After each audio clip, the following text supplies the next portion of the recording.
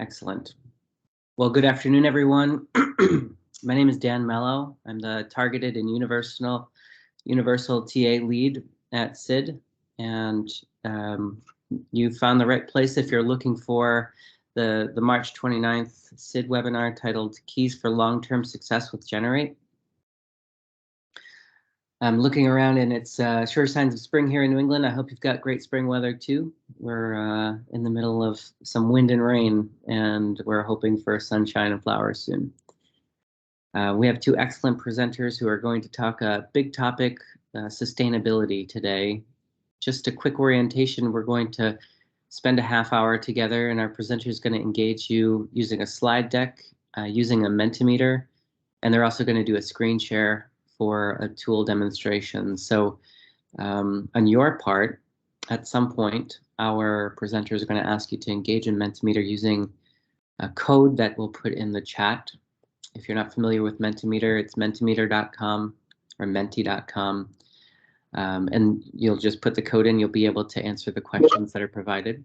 Thank you, Travis. We will be sharing the results of those questions, those polls, back here on the screen share in Teams. So that was kind of a key thing we wanted to communicate so that everyone can stay together.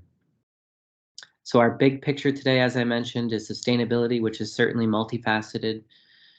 Our presenters are going to start with a really broad view with less detail, and then drill down to some specifics and demonstrate a really practical tool.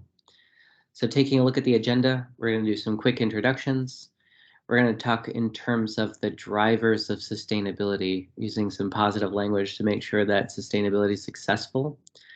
In the middle there, we're going to talk about some of the threats to sustainability, but we're going to spend a good amount of time on a tour of the IDEA Part B Data Submission Organizer published by SID as one component, one tool to support your work in sustaining your implementation and your use of your integrated data system using Generate.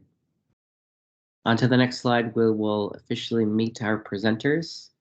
We're welcoming Audrey Riddick and Rachel Wilkinson, two SID TA providers with a wealth of knowledge and experience, who are going to take us through the presentation today. Audrey, Rachel. Thanks, Dan. Thank you. Hi, everyone. Thank you so much for joining us today. We're going to go ahead and get started and kick things off by contemplating a scenario that I know I personally experienced when I worked in the state, and I'm assuming many of you have as well. So in this scenario, your state's IDEA Part B data manager, who's been in their role for 12 years, submitting IDEA data collections with minimal assistance, has unexpectedly announced that they've taken a job in the school district and they've given their 2 weeks notice.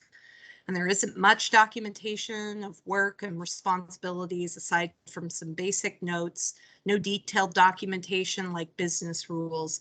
And this position will be very difficult to fill.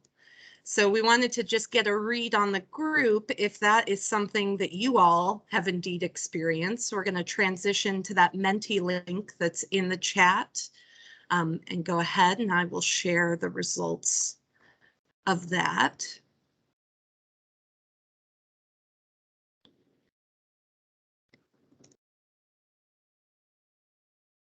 So we've got this point 4, 5, yes. Great. A few more minutes. It keeps going up. It does, doesn't it? Oh, we have one no. A very fortunate person.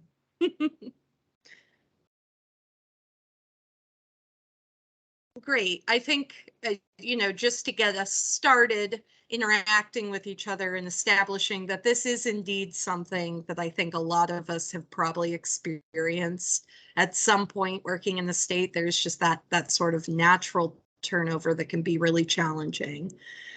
So I'm going to go ahead back to our PowerPoint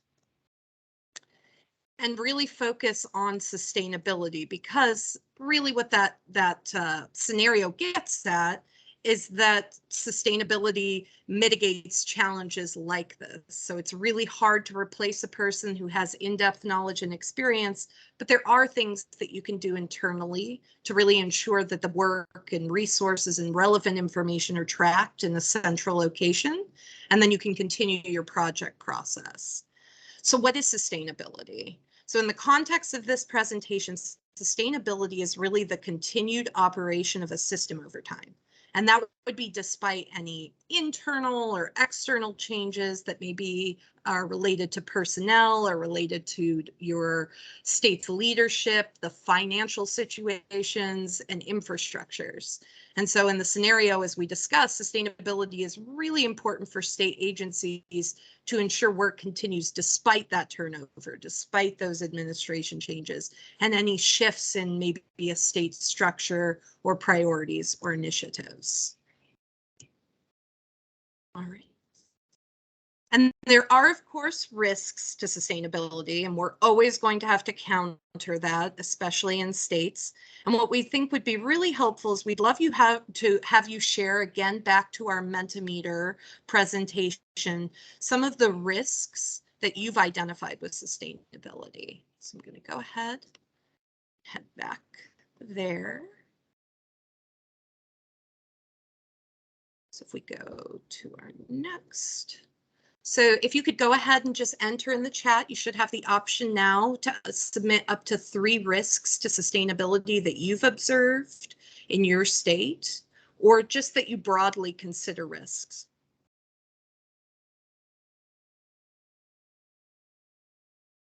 Make a little word cloud out of that.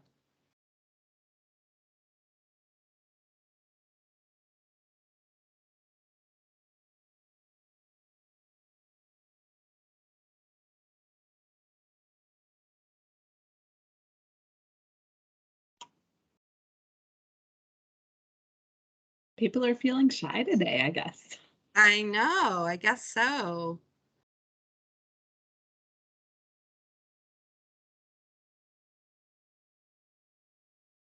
There we go. Good. Silo data, turnover, yep. Lack of documentation, lack of time, absolutely. Mm-hmm. Clear documentation, I like that. Yep, yep. Priorities, staff knowledge. Mm-hmm. Yeah. Leadership buy-in. Mm-hmm. Yeah, these are great. And you can see the really big ones gets to those kind of crux of the issues that we'll cover a little bit today, which is that lack of documentation and that turnover component, I think can be particularly challenging. Mm-hmm. Wonderful. Well, thank you for indulging us on that. I'm going to go ahead and head back to the PowerPoint and turn things over to Audrey. Thank you so much, Rachel. So now that we've talked about some of the risks to sustainability, that documentation, that leadership, time, we're going to kind of flip that to discuss what drives sustainability in an organization and in a project like your data integration with SID. And we've just identified 7 things that really make for a sustainable project. These are adaptive leadership. Can leadership respond to external circumstances that might affect support for a project? And then does the project have a clearly stated purpose or mission? Is the communication plan clear and thorough? And then the next 4, in a way, really go hand in hand. We're thinking about if we as an organization know what the necessary tasks are for our data integration project, understand the roles and responsibilities for who are completing those tasks. Do we know the timelines for those tasks? And then do we have that documentation that is accessible to all team members across departments and put all of this together into a centralized place? So we'll dive into these a little bit further. When we're talking about leadership, we're talking about, for sustainability purposes, the role or roles that are working to ensure continued funding, keeping pace with legislative agendas, maintaining stakeholder buy-in, those people who are advocating for program support, participating in network among agencies, specifically surrounding the necessary IT resources, and completing risk analyses. And these are the external things that need to happen to ensure that the supports that any project needs, funding, staff, technology, and time, are available to the people who are doing the work. The next driver of sustainability is purpose. Sometimes you can think of this as a shared mission if the language around mission statements is a little bit more familiar to you. But creating and communicating the purpose of a project like integrated data assists the whole team in understanding the value of the project in multiple contexts. And this concept really links that external leadership role to the more internal tasks to keep things running smoothly. Communicating the purpose ensures that everyone involved understands the value of an integrated data system in a context that can communicate that as necessary. Which brings us to communication. Once everyone is communicating the process and understanding the links between often different departments in a state Department of Education, those different silos, creating a regular schedule for communication, for linking those people together, and outlining who needs to know particular items and how those items are communicated is so important for the sustainability of a project. And now that we've discussed that purposeful communication, then we really need to make sure that everybody understands the tasks, that they're identified, and that we know the order in which they're completed, which can really help mitigate risks that might result in poor data quality. For example, it's really helpful to ensure that everyone knows there needs to be time after an EdFacts file is created before it is submitted to complete any necessary pre-submission data quality checks so that you have those checks and balances. And now Rachel. Thank you. So the next driver is roles and responsibilities. And as Audrey mentioned, all of these last few are really intertwined. In particular, with the roles and responsibilities is really related to the communication and tasks drivers. So knowing what tasks are is great, but in order for work to actually progress and be sustained, it's really important that all parties on a project know who's responsible for what. And so when considering sort of the roles and responsibilities you're going to assign, it's useful to think about ways that you might mitigate those threats to sustainability. So a lot of what we captured in that word cloud earlier, by considering things like maybe cross-training staff or having backup team members to ensure that tasks are completed, even if there are turnovers or any challenges like that. And then the timeline driver is related again to roles and responsibilities because it's not only confirming who does what, but when people need to do things. So knowing essential dates, things like deadlines for data submissions, that can really help everyone plan accordingly if they have to complete tasks in order for everything to be done by deadlines. And the final driver we want to highlight is that consolidation of documentation. So putting together to materials that sort of outline things like communication plans or project tasks, roles and responsibilities and deadlines, all of that's valuable, but it's really only valuable if people can actually access these resources. And we know that when staff turnover occurs, it can be really challenging to find documentation. Maybe they use unique naming conventions or they have a lot of documents of different versions. And so that can be really hard to navigate. So having some sort of central repository or consolidated place to store this information is one way to address this issue.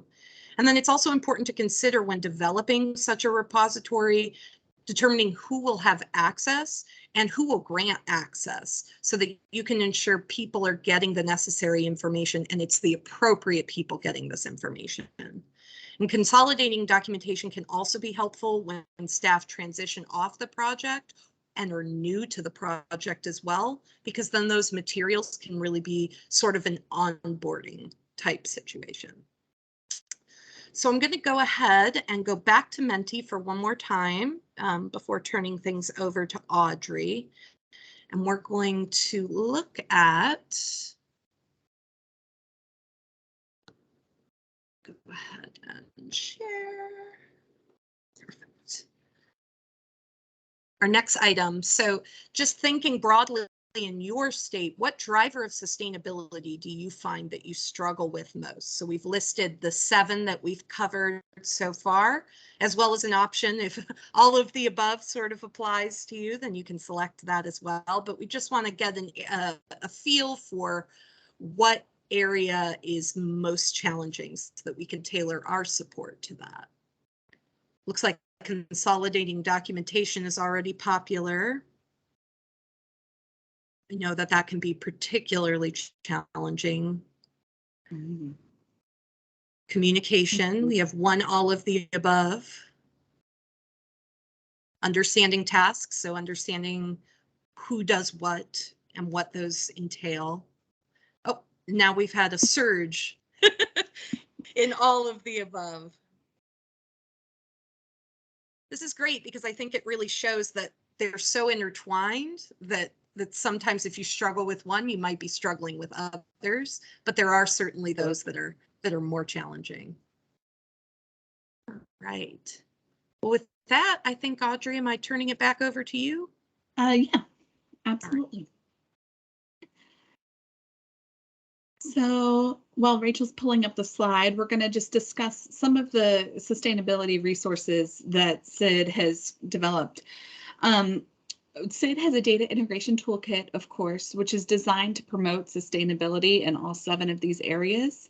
And that toolkit, it walks through the data integration process, and throughout it, sustainability is really at the forefront throughout. It includes a number of resources like a data integration use case exercise, which helps tell the story of data integration by getting to the purpose and supports for leadership. And then I think those people who selected communication will be happy. We have the communication plan template, which outlines all of the different necessary communication tasks regarding your data integration project, including regular meetings, stakeholder communication, project documentation, and other vehicles for regular communication.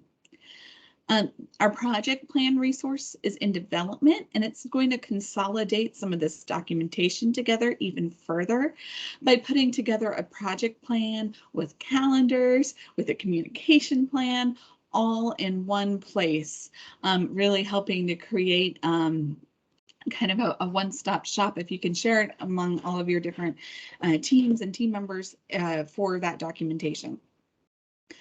We have a sustaining generate roles and responsibilities document that's available that points out those roles that need to be considered and what items they're responsible for. So that's just, another organizational piece. The Part B data system framework is outside of the integration toolkit, but it's really important as it captures broad concepts and principles that promote and support quality data systems, which can help to improve sustainability. And finally, the document we're going to be taking a look at today, the data submission organizer, which Rachel is going to introduce to you all now. Thanks, Audrey. All right, I am going to switch screens one more time. I'm sorry if I'm making people dizzy a little bit, but I'm going to go ahead and pull up this data submission organizer. So as Audrey mentioned, this is just one of the tools that we have come up with. It's an Excel workbook. It's available on the SID TA community site, and I think we'll put a link in the chat in case you want to access it directly. It can be a little hard to search. And this organizer can really be used collaboratively by states, and it outlines components and tasks that are needed to be completed so a data submission can ultimately be completed. It also outlines the systems used and the staff who are responsible for completing all those tasks, as well as the timelines for completion. And while you might have your own internal process documents, or you might have business rules that are related to particular data collections, this information in the organizer isn't intended to be a repeat of that. We certainly don't want to create an undue burden on you to sort of regurgitate information you've already documented. So instead, this organizer we sort of view as a higher level view of all the components and tasks that have to be completed to submit a data collection. And this helps all members really understand the way that their work might interplay with others, and all members of the project team will then be on the same page. And so that really helps kind of create that sustainable environment. And as an example that I thought of, being a Part B data manager in the past, you might in an instance have a task in the organizer to pull data from a data system for child count reporting. But before you can do this, the technical team who works with that data system, they might need to verify that the most current and appropriate query is available to pull this data. And if you don't have those sort of processes laid out, it can be hard for the data manager to know that they're waiting on the technical team to finish that component before they can do that work. So these tasks can really be helpful to outline all the processes and ensure they're sustained, even if there's shifts in staffing or other changes. So now I will go back to Audrey. Thanks so much, Rachel. I'm going to take us through these tabs and talk a little bit more about how this can be used. So the introduction tab, which we see here, is just that. It's a bit of information about who should use the resource, what it contains, and how to use it. And we'll move on to the calendar tab. So this tab comes pre-populated with a large number of external due dates, and you can kind of get a year at a glance here. It has suggestions for regular work that would be done in direct support for those dates. So for example, it notes that you should verify child count data before the child count data is due. But this tab is completely customizable based on your regular tasks that so that your team can add dates. For example, you could add your child count date, state conferences, data retreats, and technical deadlines, and anything else that you might need. It's a really great space for diverse groups to see the full picture of work for a year. And it's really great to provide to leadership so they have a high level of what is happening and when that is happening for your data integration. After the calendar tab, there's one tab for each collection, and we've pulled up the child count tab here. Additional tabs could be added as needed for non-IDEA files if you wanted to extend this beyond your IDEA data. And we recommend that as you're working on these, our TA team can help facilitate conversations if you're working with us. But we would recommend that you bring anyone who might be involved in that collection, from program staff who are working with the districts to technical staff who are programming an ETL, to really create a complete task list for everything that has to happen to collect the data in state systems, through your integration to reporting, and finally using those data for the SPP APR or any other reports that you might need. You might start out with a really basic task list, create the file, submit the file, but by asking questions and working across teams to find out what you need to have done to get to those particular steps will help you to kind of flesh that out and create a full list. And we'll look at that in a moment. And so these tabs contain the month, the system and the program, the actual task itself, and then the staff to lead and support the effort. Over on the right-hand side, there's also a space to mark a task as complete. And we have this going out for a 5-year period. And you can customize, of course, the way you do this, but really thinking through it, adding the date when a task was completed, or maybe the dates that it was started and completed, so that project plans can be checked and managed around that set of data from past years, can be really helpful for your sustainability project. Creating that list kind of helps understand the work involved and ensures that schedules, as they're created, can accommodate the tasks for each team member. And for, if you have team members have tasks preceding your own. So once the team has met to determine the task list, and this is posted into a centralized location, everyone's able to use it, and we'll go over to a mocked up version of child count. Rachel brought up earlier an example of a data manager who needs to pull data from the data system. But before they can do that, the technical team will need to verify that they have the most current query available to pull this information. But if we take that back a step further, there's a number of technical things that would need to happen to get there, including data cleanup items that happen to ensure data quality before that comes up. So one example for using this is to promote sustainability is for quarterly meetings. And that would allow, your data team, EdFacts coordinator, Part B data manager to discuss any changes to the collection and the order of processes. Those dates can be used and reviewed alongside a communication plan to make sure everybody is on the same team. So that is a rather brief example of how that can work for everybody. But I hope that gives you a good idea of kind of using this to promote your sustainability.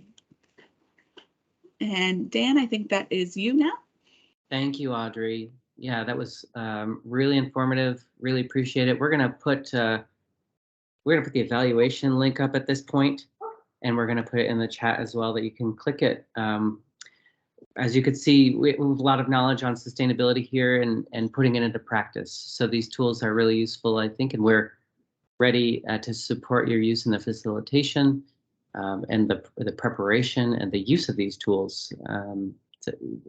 These tools are most useful when they're actually used for your work. So here we have the evaluation link, and part of this webinar series, we always get really great feedback, and we do appreciate it, and we do use it in the planning of future webinars. So we ask that you take this time. It's about a 3-minute survey, so it's not very long. If you could head over to research.net and provide some information for us, we'll be sure to incorporate that into our webinar planning. So we do have 2 minutes left. I wondered if there are any questions that people want to enter in the chat. Rachel and Audrey, if there's anything that you wanted to cover that we didn't get to, now would be a great time to do it. But as we are near the end of our half hour, we do want to thank you for participating, joining us today, and we look forward to talking more about sustainability in the future. Thanks.